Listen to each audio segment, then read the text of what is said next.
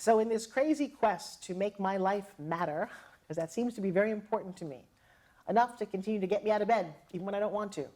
Because I think there's these miracles, there's these things in the air that I just want to seize, I want to enjoy, I want to be a role model for my kids. And then one day I woke up and said, you know, if Trump can be president, I can be Oprah. What does that mean? Well, I've had 2 national talk shows. I'm ready for my next one. I'm ready to be that role model for women because I got to tell you, this has been a life well led, but it truly needs to matter not only for me, but for other people. You know, I do a little exercise called What Do You Want in my trainings. I ask you, what do you want? What do you want? What do you want? And it usually starts out with financial freedom. And I've got the answer for that. You want that one? Okay. Financial freedom. Really simple. Get a pen. Ready? Come here. You buy a big cardboard box and you go live under the bridge. No, seriously, you're completely financially free. No car bills, no phone bills, no responsibility. You are financially free. Oh, that wasn't the answer you're waiting for? Let me tell you something. If you make that $1 million, you are anything but financially free. When you've got money, you've got taxes and accountants and people trying to steal. It doesn't matter. It's not about freedom. So you might have to decide what it is that you want. So for me, I did this exercise a lot. And you say, you know, I want to be healthy, I want respect, I want to make money. You go down the laundry list. But if you play the exercise well and long enough, you get to a bottom. I got to my bottom one day, and I knew it. Many years ago. What do I want?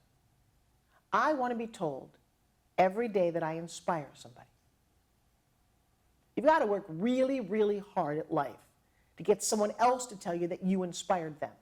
But that became my mission. So I started writing and doing blogs and being on television and getting this message forward. And then Facebook and emails came out. And you know what? Almost every day, some person, whether I've met them or not, says, hey, Forbes, thanks for inspiring me. Thanks for, and I hear it a lot. I mean, it has just made my heart sing. So then I played the exercise again a couple of years later. And this was fun. I got to this one. And you usually know when you get to it when you're like, wow, that really resonates. I want to be told that I'm amazing. I know it sounds goofy, doesn't it? But here's the deal. When I did magic tricks, when you do they're like, oh my gosh, you're amazing. And that just makes my soul go, wow. When I take out my spinach and people say, oh my God, that's amazing. And I wanted this long enough that truly people actually started to say, welcome the amazing Forbes Riley. Or they wrote it in a book the other day. Somebody handed me a book and said, you're amazing. And I didn't even tell the story. Again, who do you have to be to show up to be told that you're amazing, right? Well, this has been a phenomenal thing for my life. And I've taken it to a point where, what kind of amazing things can I create? Well, here's one for you. I want to meet, there's a couple of big internet marketers and people who have made a successful mark, and one of them is Ty Lopez and Grant Cardone and Anthony Morrison and Perry Belcher. I've really made a study of people in a space that I want to step into, Tony Robbins. Now, they all have one thing in common. Do you notice that? They're all men. Yeah. How many female role models are out there? I've had a really hard time finding them. And I love some of the people. I love Oprah, but she's not a mom. When you've got kids and you think about them all the time, it's a different kind of deal. I love Michelle Obama, but you know, she married a president. Beautiful, by the way, great role model, great kids. But I wanted to find somebody who was more like me. And then I looked around, I couldn't find it. And I said, well, maybe it's because the universe wants you to step in and be that.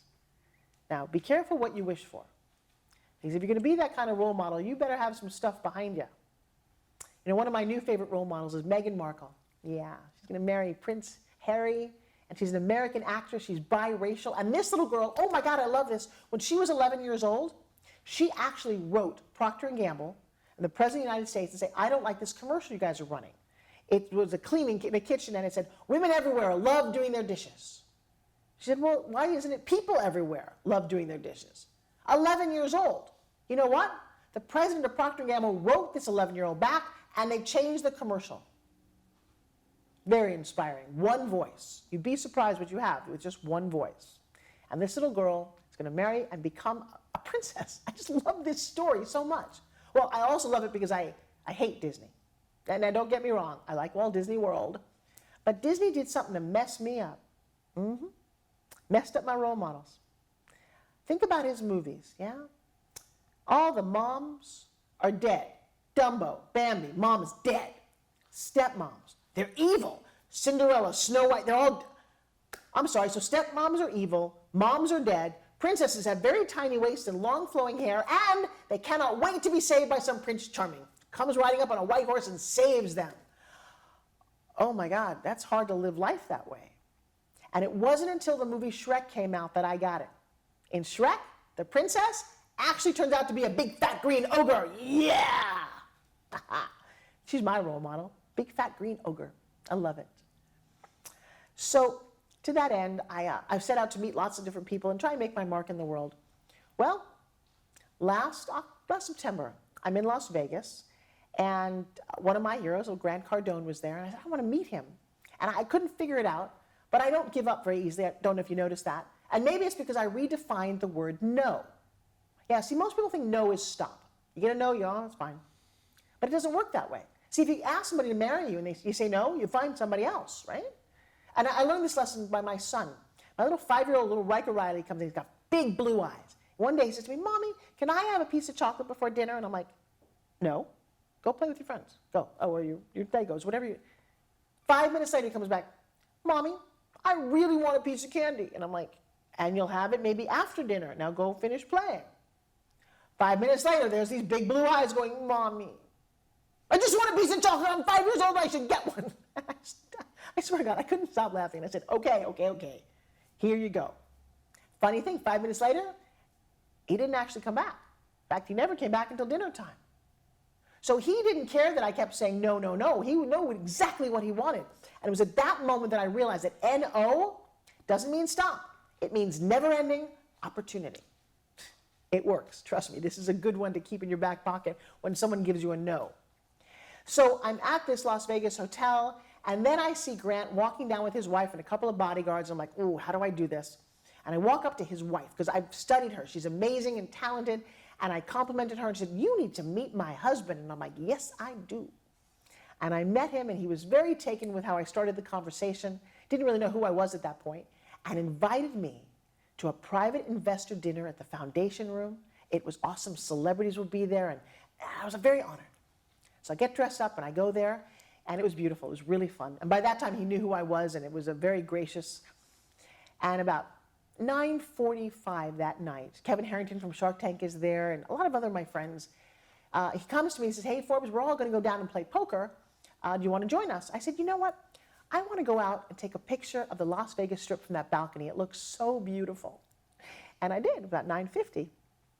I walk out to the balcony with my cell phone and some friends out there. We're taking some pictures, and we hear pop, pop, pop, pop, pop, pop, pop. And we're going, where's the fireworks? Pop, pop, pop, pop. Now, the view and the vantage point that I was standing at is on the 40-something floor of the foundation room. The Las Vegas shooter, we didn't know it at that moment, was 10 floors below us on our left. And right down there, you could see the concert. And you could think that you maybe saw people lying on the ground, but that wouldn't make any sense. And then some people were running, and I thought it was just the end of the concert. It's a country concert. They're probably hanging out and doing something special. And the pop-pop-pops didn't stop. And I'm videotaping this, and one of my girlfriends just starts screaming. She's like, oh my God, it's gunfire, and there's people dead down there. And you're like, okay, I don't know what you're talking about. And we went inside and started looking on our phones, CNN, some sort of news. What's happening? Well, you are the news. There was no news at that moment. And it was a weird going, well, is it real? Is it not real? The next thing, Twitter starts. Gunmen in Las Vegas. There's 30 of them. They're killing people in the Bellagio, in the New York Hotel. There's a bomb in the Mandalay Bay where oh my God, we're in the middle of this. We all just kind of start like freaking out. There's about 50 people in the room. And then somebody bursts in down there. I can't quite see, but I can see a gun. And he said, get the fuck on the floor, everybody, face down. I'm thinking, oh dear God, this is like the Push nightclub in Orlando. And I had just seen a Discovery show where it said, people in an emergency who don't run die. That's all I remember hearing. And you're in a fire, run. Earthquake, run. Don't stand there. And you're like, oh, the tsunami's coming. Run. And so I did. Now I was with all my friends. I ran out the door back onto the balcony. The door closes, and all I hear is screaming on the inside, I'm the only one on the balcony.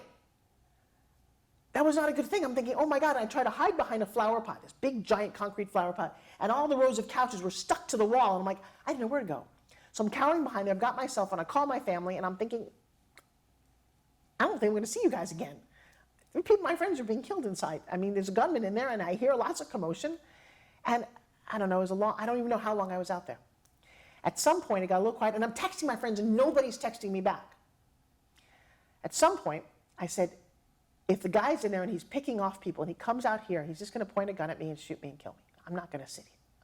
And I got up and I crawled along the balcony of the foundation room, and I found a wet bar. There was just probably enough room, and I'm ready to, in my nice dress, to get under the wet bar and just hide there until it's all over. As I do this, this guy with a machine gun and a SWAT on his chest walks out. I don't know if SWAT's real or not real. He's like, get your hands up. And I'm like, okay, okay. And then I see other people with their hands up, and I'm like, okay, now we're being taken hostage. This really sucks. And you know, you've seen this in movies. There's a part of your brain going, what's going on? And I see my friends, and I run towards them. They're sitting right by the window. Well, what was really going on? So there's only one balcony in all of the Mandalay Bay. And at that moment when this all started, the SWAT team thought the shooter had to be in that room. So they didn't come in going, hey guys, is there a shooter here? No, they came in guns blazing. And actually we knew we were safe at that moment because there was no shooter in there, but we were not allowed to leave that room. And the shooting had stopped, and Twitter went nuts. And now we hear that the gunman is in Mandalay Bay where we are. I mean, imagine I'm standing over this, and I'm like, your head just wants to explode. And pieces put together, then you hear, bam, the shooter's been killed. Now, I know you all heard it on the news, right? We were the news. We had the videotape of what was going on. And the weird thing was, I had my Facebook. I had my plug for my phone. And I went on Facebook because I didn't know if there was a bomb in Mandalay Bay. I didn't know if I'd ever see my family again. I didn't know anything. None of us knew. We knew we couldn't leave the room. Couldn't go to the bathroom. You were locked in a room, wearing nice clothes, and with now it was like 100 other people, and it was just freaky.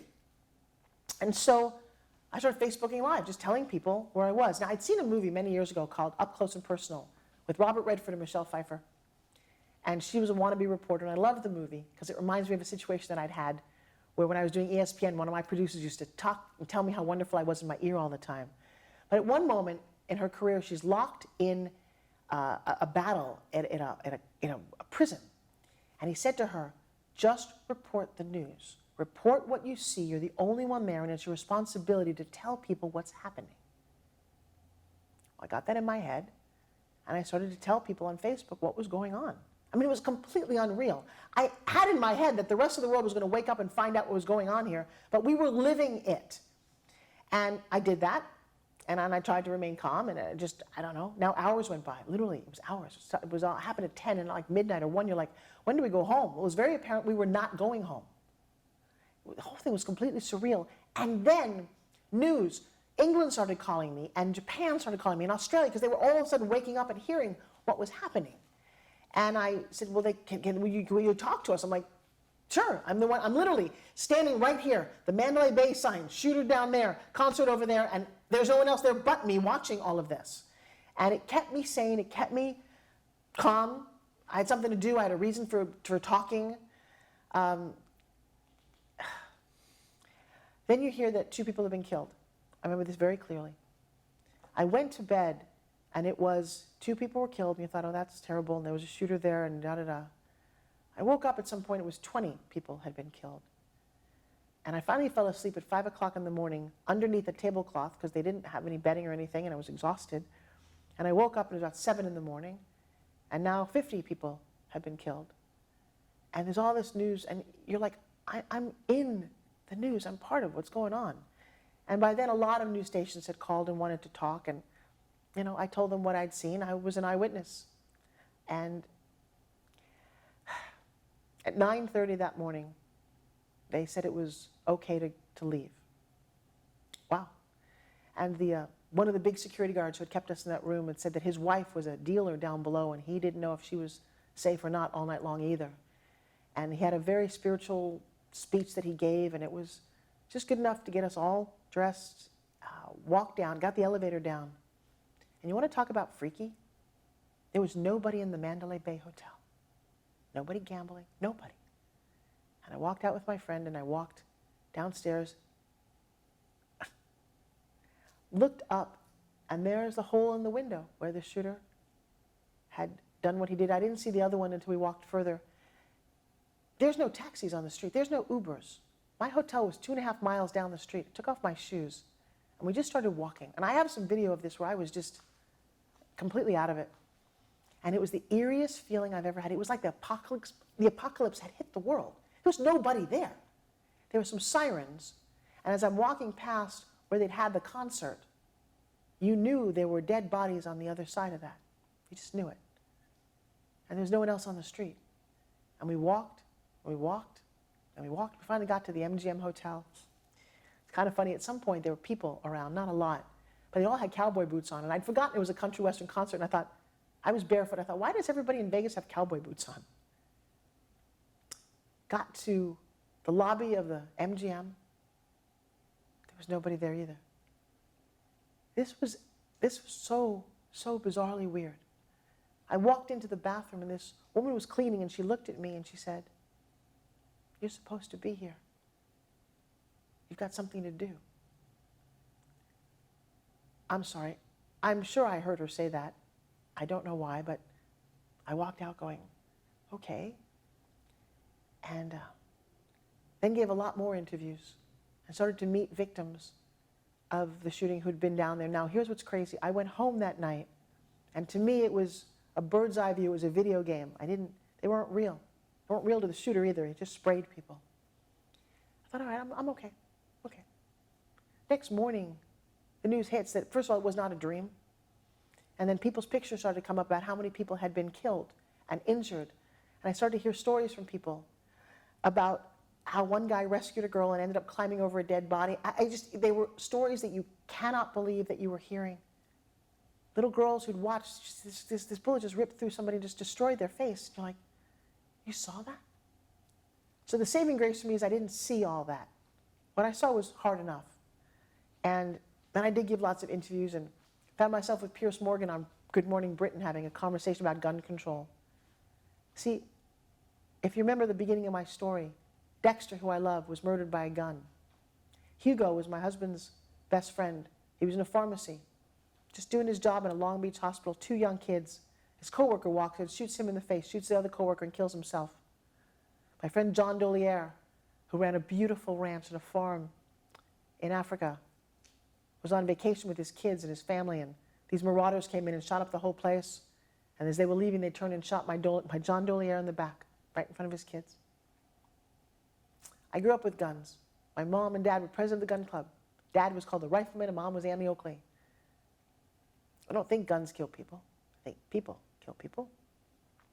I do think, though, and I said this on CBS Morning News, that like your driver's license, you have to go back every 5 years to get a check. Make sure your eyes are okay. Make sure you're sane enough to drive. I think you need to go for a gun test when you first get it. But what happens 5 years later when you're nuts? I think we should check in with you, especially if you own a semi-automatic weapon, just to make sure. Now, I don't think in this country we're going to stop guns. It's pretty ingrained in our culture. You know, that Second Amendment, oh my God, yes. But a Second Amendment was written in a time when there were muskets, where it took a long time to put a big ball in a little tube and shoot one. Not semi-automatics that can mow down people. So I don't have the answer, but I will tell you that I think I've been chosen to witness things because it continues to give me a voice. Yeah. All of a sudden what I have to say matters. Am I happy about all this? No. The truth is, a month later, all the stress got to me and several other people that were in that room with me, and I ended up in the hospital because of stress and strain, and I wasn't eating and I wasn't sleeping, and I got to tell you, my heart goes out to our armed forces. Did you know that on average 22 soldiers, veterans, people who saw war, kill themselves right here in this country? You know why they do that? Because they've got memories of things that haunt them in their head. They've seen people die. And in this society, it's not polite to kill somebody. But over there, you get to do all kinds of things that you would never do here.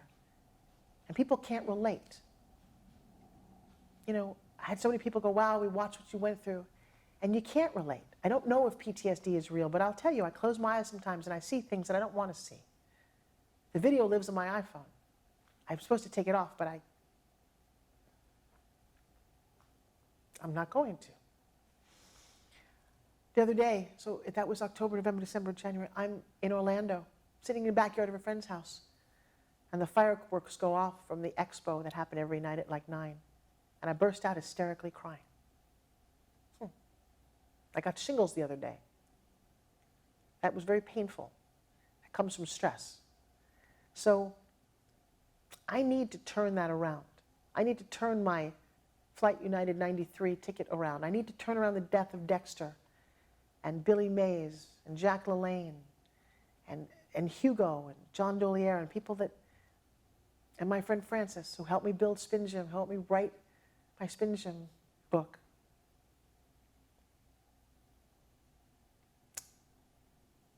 Now, I don't know if this will make this, but I got one more story about Francis.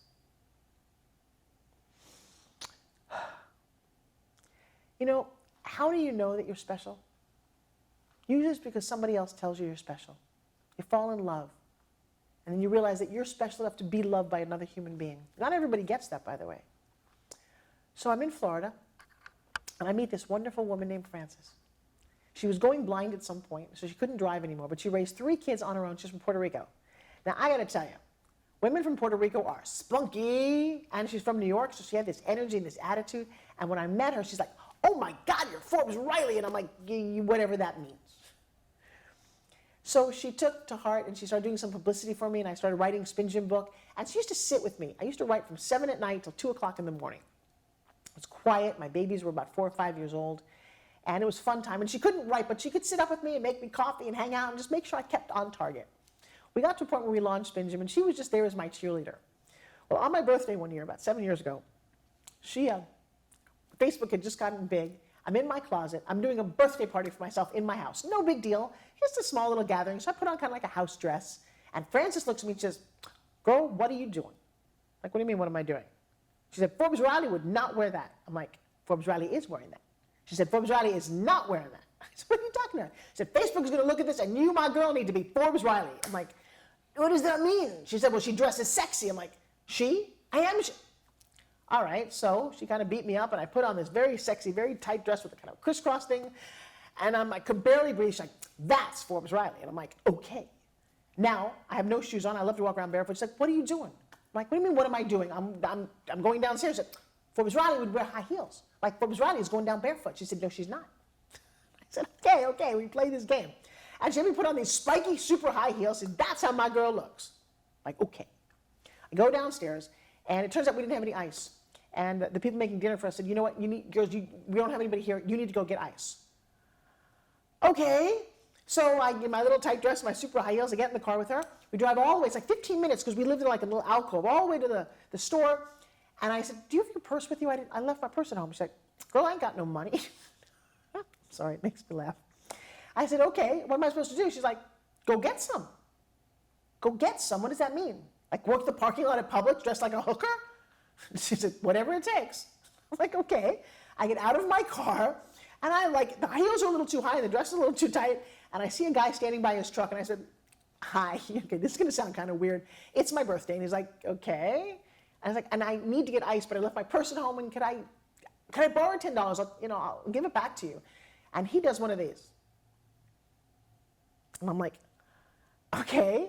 He's like, well, you see that cop over there? I'm like, oh, no, seriously, no. And she's laughing, and I'm thinking, on my birthday, I'm going to get arrested for propositioning a guy in a parking lot. And then he says, well, look, I just rear-ended the guy over there. That cop's kind of mad. Do you really need $10? I said, yeah, I do. He said, right, I'll give it to you if you give me my phone number. And I said, well, my husband won't like this, but I need the money. And he said, and I'm trying to make conversation, like, what do you do? And he said, I'm a DJ at a strip bar. And I'm like, of course you are. Party went great. I looked beautiful. Next morning is Easter. Francis helped me stuff all these eggs, my kids. It was absolutely wonderful. And I took off to Los Angeles that night, actually, to do a speech. And Saturday morning, I woke up 6 a.m. My husband calls me. He says, hey, Frances died yesterday. I'm like, what? He said, yeah, she was at her son's house for Mother's Day, and she had an allergic reaction to the dog there. Her throat closed up. She was asthmatic. Tried ringing the doorbell and died on the front step. Really? She's just gone? Huh. Okay. It was horrible. We'd actually scheduled to fly over to to London to shoot the Spin Gym infomercial. We were finally on our way to make this company amazing. And her kids and the family moved the funeral because her mom couldn't fly in from Puerto Rico till that Saturday that I was supposed to leave. I didn't make her funeral. I had a moment where I looked at my daughter. My daughter and I were getting to go first class. It was a $300,000 investment by these people over in Europe, and if I'd canceled, it would have just ruined everything. And I could hear her say, go girl. We worked a long time for this. So, to my Frances, who I will always miss, thank you for watching over me, for watching over my kids. You know, it's crazy. Not everything has a happy ending, but we're going to keep going. I got one more story. Okay. Every day, somebody says, Forbes Riley. Is that your name? Forbes Riley? Sometimes it's like, no, is Forbes your first name or your last? I'm like, well, it's Forbes Riley. That Forbes would be my first name. It's a little unusual, right? And people just say, how did you get that name? Your parents must have known something. I'm like, yeah, no. Not my birth name. Okay, you ready for this one? This is a story about how one man, 1 hour, changed the entire course of my life. One man, 1 hour, $75. It doesn't take a whole big deal. One man, 1 hour, $75. So the story goes, I'd been doing my ski tour and I broke my knee. Oh my God, it was the rehab for that was horrible. I had surgery. It took about a year for me to get my knee back.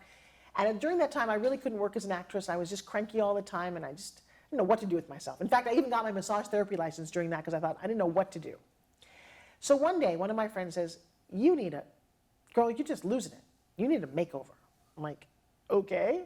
So I got the guy's name. His name was Hank Bearings, $75 for the hour. And I'm like, I don't really have any money at all. She said, it'll be worth it. He's amazing. Okay. So I sent him some pictures and videotape. That's what he requested. And then I drive up to Laurel Canyon. And you have to remember this.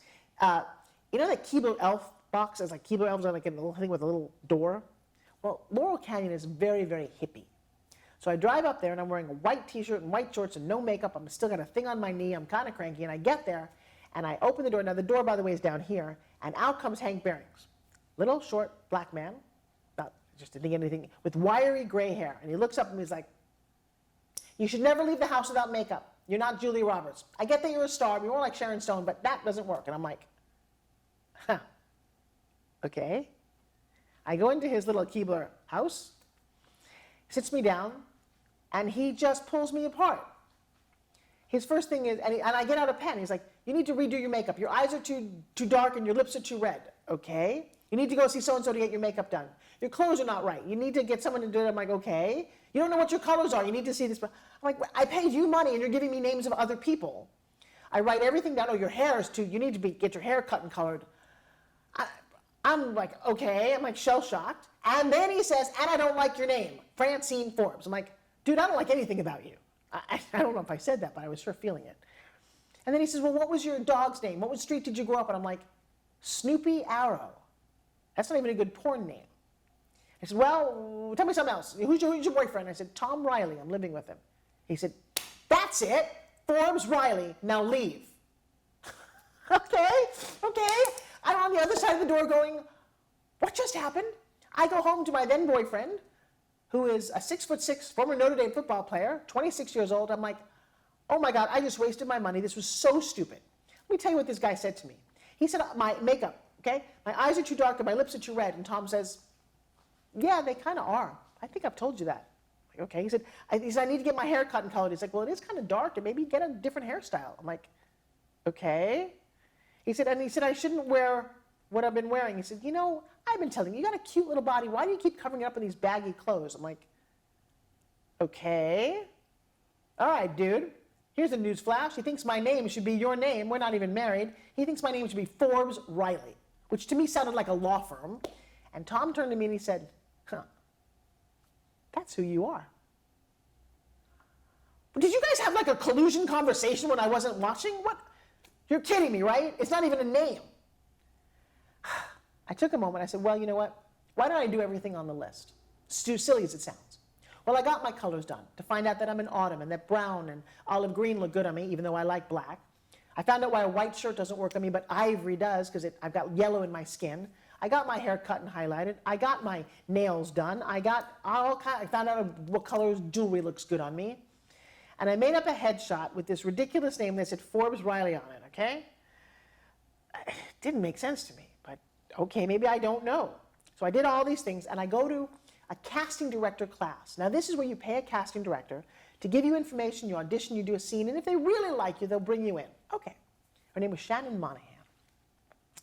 And I'm sitting there, and I get this, I'm sitting there in an olive green, asymmetrical outfit with a big black belt, high heels, makeup is done, the hair is cut and colored, and a headshot with the name Forbes Riley on it. I don't know what I've just done. I just leap and the net will appear. So I'm sitting there. And this is where the universe to me has such a sense of humor. Somebody in the back row stands up and says, hey, Shannon, what should you wear on an audition? And she looks at me in the front row and she said, what's your name? I'm like, I said, I'm sorry. I'm like, Forbes Riley? She said, oh, that's a cool name, stand up. And I did. She said, see how she's dressed? Really, it just kind of works. It's sassy, it's fun, it's not too sexy. That's a great outfit for a girl. I'm like, okay. Then I did a scene from Body Heat. You may not know the movie, but Kathleen Turner in that movie is drop dead sexy. And I'll tell you, I felt drop dead sexy, and I nailed it. Shannon looks at me, and she calls me the next day, and I get a role in a TV series as Forbes Riley. Now, here's the crazy thing. The director on that series all day long kept going, that's not your real name, Forbes Riley. I'm like, yes, it is. It's my name. And he kept saying it. Where's Forbes Riley? I'm like, I'm right here. And he said it all day long. And I thought, what's wrong with him? Why is this such a big deal? Well, thank you, Hank Behrings, and your 1 hour and your $75 investment. Every single day of my life, 26 years now, somebody says to me, oh my God, that's a great name, Forbes Riley. Wow, your parents are pretty smart. Well, they were. So am I.